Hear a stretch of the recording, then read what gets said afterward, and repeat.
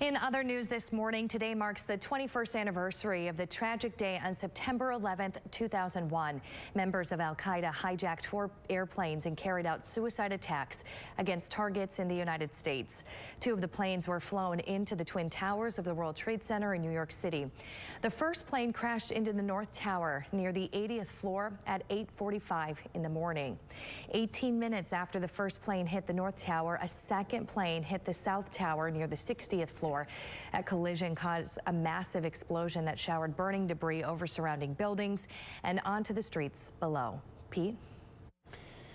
Then another airplane crashed into the west side of the Pentagon military headquarters at 9:45 in the morning. 125 military personnel and civilians were killed, along with all 64 people on the plane. And meanwhile, there was another plane hijacked about 40 minutes after leaving Newark Airport in New Jersey. That plane flipped over in air, sped toward the ground at upwards of about 500 miles an hour. That crashed into a rural field near Shanksville in western Pennsylvania at 10:10 in the morning. All 44 people on board were killed. Its intended target wasn't known, but some say it was headed for the White House, U.S. Capitol, Camp David, or one of the several nuclear power plants all on the eastern seaboard.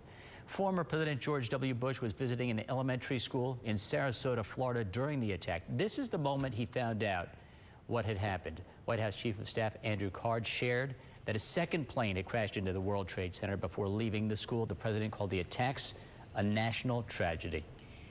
And that day, the president also addressed people at Ground Zero. He shared words of hope despite the tragic loss. I can hear you.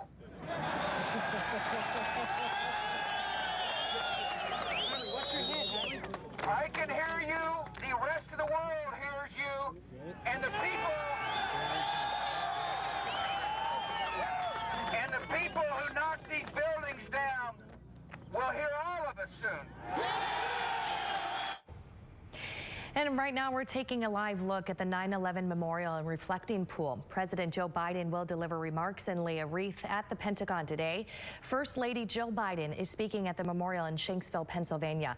Vice President Kamala Harris and Second Gentleman Doug Emhoff will go to New York City for a commemoration ceremony at the National September 11th Memorial.